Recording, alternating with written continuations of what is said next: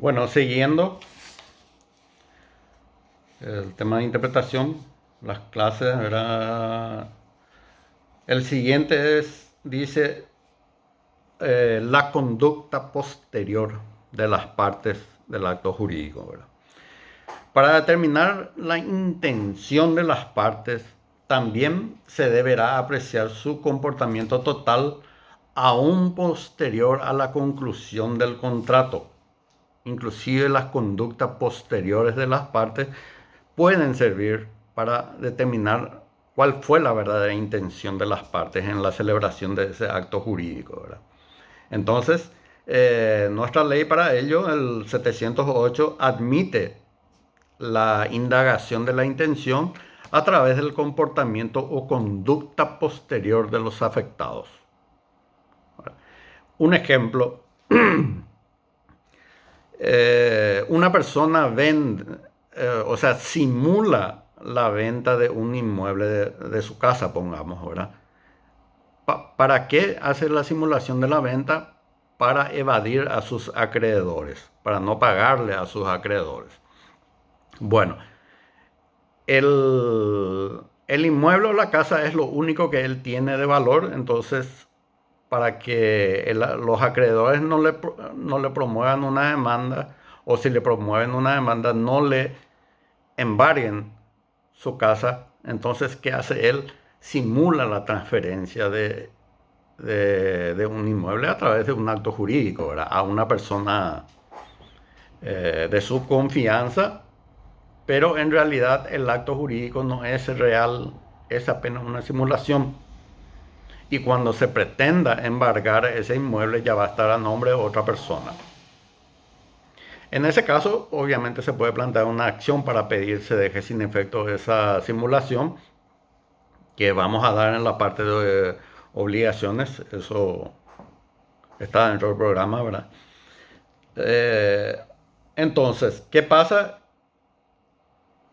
La persona simula la transferencia del inmueble, pero esa persona o sea que hay una apariencia de realidad. ¿Por qué? Porque se hace una escritura pública, se escribe en el registro y parece ser real ese acto jurídico, ¿verdad? Pero en realidad no lo es. Es una simulación. ¿Cómo yo voy a demostrar que eso no es así, verdad? ¿Cómo yo tengo que interpretar ese contrato de compra-venta que tiene una apariencia de realidad por el comportamiento posterior o conducta posterior del afectado, de la persona que quiere hacer creer que ya vendió ese inmueble? Uno, ¿cuál va a ser el comportamiento posterior de quien simuló la venta de su casa? Uno, él mismo sigue viviendo en la casa, ¿verdad? O sea que vendió su casa pero no salió de ahí. A lo mejor va a inventar un contrato de alquiler de que está allí, ¿verdad? Pero el hecho de seguir ahí en esa casa ya es un indicio de que el acto jurídico no es verdadero, ¿verdad? Que hay una simulación allí, ¿verdad? Eh, Otro, de que el que supuestamente vendió su casa sigue pagando el impuesto inmobiliario o todos los tributos referentes al inmueble. Eh, También, pues, puede ser la imposibilidad económica del comprador. Su casa cuesta $100,000 y su comprador es apenas un trabajador que tiene un salario mínimo, ¿verdad? Pero es un amigo o un pariente de quien supuestamente vendió el inmueble, ¿verdad? Todos esos son indicios y conductas posteriores de una de las partes por el cual podemos determinar que el acto es simulado, ¿verdad? Entonces podemos interpretar el acto jurídico en este caso como simulado. Bueno, otro, otra norma de interpretación dice se debe tener en cuenta la naturaleza del acto, artículo 712, ¿verdad? Para una correcta interpretación hay que tener en cuenta la naturaleza del acto, ¿verdad? Del acto jurídico en sí, ¿verdad? Por ejemplo, si en un acto he mencionado, ¿verdad? Que o se menciona que alquilo mi departamento que tengo en la ciudad de Santa Rita a una persona por 9 años por la suma de 1 millón de guaraníes. Alquilo un departamento que tengo en la ciudad de Santa Rita, en el centro mismo, ¿verdad? Por 9 años, vamos a poner por 5 años nomás, ¿verdad? Un contrato de 5 años de alquiler por 1 millón de guaraníes. Esa es la forma en que se escribió, ¿verdad? En la forma en que está declarado, ¿verdad? Obviamente que no podemos pretender, ¿verdad? Por más que esté escrito y declarado, que los 5 años, que por el alquiler del departamento en los 5 años tenga que pagarse solamente la suma de 1 millón de guaraníes. Por la naturaleza de la locación, se entiende o se subentiende de que ese 1 millón de guaraníes va a ser en forma mensual durante los 5 años. No es que voy a pagar 1 millón de guaraníes por los 5 años, ¿verdad? Entonces es un absurdo, ¿verdad?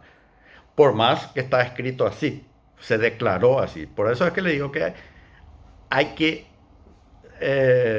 indagar la intención real de las partes, ¿verdad?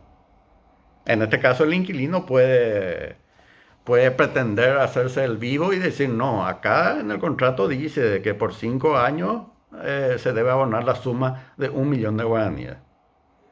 Obviamente el propietario va a promover una demanda si es que el inquilino no quiere pagarle eso en forma mensual. Y el juez al momento de interpretar el contrato y el abogado obviamente antes ya le va a hacer ver, ¿verdad? De que de acuerdo a la interpretación, teniendo en cuenta la naturaleza del acto, que es la locación, se debe entender que se estableció como cláusula o como condición en ese contrato de alquiler que el pago debe ser mensual, o sea, la suma de 1 millón de guaraníes mensual por los 5 años, o sea, mensual por los 5 años, ¿verdad? Van a ser 12 millones por año lo que se tiene que pagar, no es solamente 1 millón. No sé si me hice entender, ¿verdad? En el contrato dice que alquilo mi departamento por 5 años por la suma de 1 millón de guaraníes. Por la naturaleza del acto, o sea, del contrato de locación, se entiende de que se tiene que pagar en forma mensual, ¿verdad? Y supongamos que la teoría del inquilino es que 1 millón nomás tiene que pagar por los 5 años, no sé ni cuánto, 100 guaraní por mes lo que tienen que pagar, ¿verdad? Pero no es así. Se debe entender que es 1 millón de guaraníes en forma mensual. O sea que teniendo en cuenta la naturaleza del acto, que es un contrato de locación, que generalmente se lo hace en forma mensual y por la característica del lugar de ubicación, ese precio sería el conveniente para el pago mensual. No sé, obviamente que estará mucho más alto el monto ahí en la ciudad de Santa Rita, ¿verdad? Perdón, un ejemplo nomás es el de 1 millón de guaraníes, ¿verdad? Bueno, este es en cuanto a la naturaleza del acto. Artículo 712 del Código Civil. Por último, tenemos el principio favor debitoris, se llama, ¿verdad? Esta regla de interpretación establece que si, a pesar de la aplicación de las normas, todas estas normas de interpretaciones que estábamos viendo, a pesar de querer utilizar y utilizar esas normas de interpretación, pero no podemos. Igual hay una oscuridad, no podemos llegar a la interpretación de ese acto jurídico como se debe. O sea, porque hay una oscuridad que ni siquiera con toda, ¿verdad?, la circunstancia del caso, la conducta posterior, la intención, las partes, todas las reglas ya intentamos eh, utilizar y sigue aún la duda o la oscuridad. Entonces, la oscuridad del acto, ¿verdad?, de las cláusulas. Entonces, ¿qué se hace? Se tiene que entender en el sentido menos gravoso para el obligado cuando el acto fuere a título gratuito. Si hubo una donación, un anticipo de herencia, lo que sea, se debe entender como menos gravoso, ¿verdad?, que para el obligado, que no tenga una carga muy fuerte para el obligado, ¿verdad? Y cuando el acto fuera a título oneroso, o sea, el acto jurídico tuvo un costo, ¿verdad?, en dinero, se tiene que realizar una armonización equitativa de los intereses de las partes. O sea, se debe buscar una equidad. Lo que armonizar equitativamente los derechos de ambas partes. Cuando es a título gratuito, se debe buscar que sea menos gravoso para el obligado. ¿Verdad? Hay una diferencia ahí, ¿verdad? Menos gravoso para el obligado. Cuando es a título oneroso, entonces se busca una armonización equitativa, que sea iguales los derechos y obligaciones de ambos. Se debe buscar eso para la interpretación del acto, que no sea perjudicial para uno ni para otro, que no sea muy oneroso para uno ni para otro. Ese es el principio favor de Vittorio. Y por último tenemos, esto es lo último, la buena fe. Ah, eh, Nuestro Código Civil establece en muchos casos, ¿verdad?, el principio de buena fe en los actos jurídicos, ¿verdad? Eh, que el hombre debe creer en la declaración de voluntad, ¿verdad? Y teniendo en cuenta, ¿verdad?, o creyendo que los mismos efectos ordinariamente han producido casos iguales.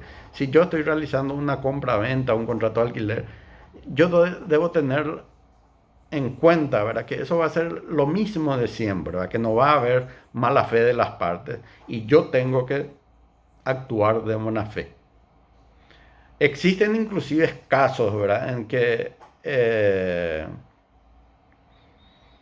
la buena fe es fundamento para evitar la nulidad de un acto jurídico. ¿Por qué? Porque el deber de lealtad preside a los negocios jurídicos, precede a los negocios jurídicos, ¿verdad? Por ejemplo, un deudor, más o menos el ejemplo que le había dado de la simulación, pero en este caso es real, ¿verdad? Me transfiere a mí un inmueble de su propiedad porque ya le están agobiando sus acreedores. En ese caso, si yo sabía, si yo estoy en connivencia con el deudor, se puede plantear la acción revocatoria o acción pauliana y anular ese y dejar sin efecto esa compra-venta. Pero si yo no sabía, si yo compré de buena fe ese inmueble de la persona que me estaba vendiendo para eludir a sus acreedores, entonces en ese caso no corresponde declarar la revocación de ese acto jurídico. No corresponde. ¿Por qué? Porque yo actué de buena fe, yo no sabía. ¿Cómo yo voy a saber? Vamos a suponer que yo esté acá en Ciudad del Este y un día se va ahí en la facultad una persona, un alumno puede ser, o alguien que esté por ahí con un alumno y diga, yo quiero vender un departamento que tengo acá por tanto, ¿verdad? Y él ya pensando en vender para que no se le embargue, para que no pierda ese departamento por la deuda que tiene, ¿verdad?, o las deudas que tenga. Y yo, de buena fe, ¿verdad?, sin conocer su situación económica real, ¿verdad?, me voy, adquiero, ¿verdad?, compro, le pago la suma que él me pide y posteriormente se plantea una acción revocatoria o acción pauliana para que se anule esa, para que se deje sin efecto esa compra-venta que yo hice, esa compra que yo hice, ¿verdad? Si yo soy cómplice, corresponde la revocación de ese acto. Ahora, si yo actué de buena fe, yo no sabía su situación patrimonial o de deudas del propietario de ese departamento, entonces no hay por qué declarar la nulidad o la revocación de ese acto jurídico. Por eso es importante la, la buena fe en los actos jurídicos, ¿verdad? En muchos casos, por más que sea irregular el acto, el que actuó de buena fe no pierde sus derechos. Eso hay que tener en cuenta también, porque existen varios casos así, ¿verdad? No siempre uno de los contratantes en un acto jurídico está en connivencia con el otro para perjudicar a los acreedores. A veces eh, hay buena fe de una de las partes, ¿verdad? Que no está enterado de la intención, de la mala intención del otro contratante con relación a terceros, ¿verdad? Entonces, si yo actué de buena fe, ese derecho se perfecciona, ¿verdad? Respetando mi buena fe. El Código Civil respeta la buena fe de los actos jurídicos, en los actos jurídicos de las personas para no privarle de un derecho. Bueno, con esto terminamos la unidad 10, el tema 10, perdón, y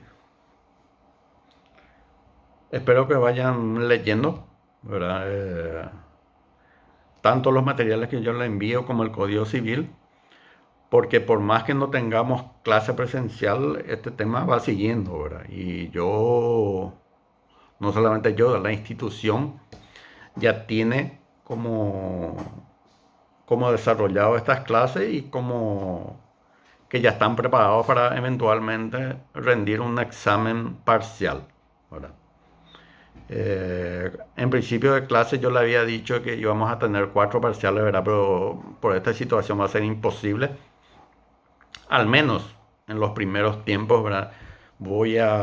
Vamos a ver cuáles son las unidades más, digamos, más importantes que, que se tiene para que podamos rendir un examen no muy pesado, ¿verdad? Pero dentro de lo que está en nuestro programa, ¿verdad? Vamos a disminuir un poco las unidades, pero eso no implica que no se tenga que estudiar todo, ¿verdad? Porque para el final van a tener que estudiar todo. Y unos días antes del parcial, no sé si va a ser virtual o ya vamos a tener la posibilidad de las clases presenciales para rendir en forma presencial, ¿verdad? Pero sea la modalidad que sea presencial o virtual, tenemos que ver la forma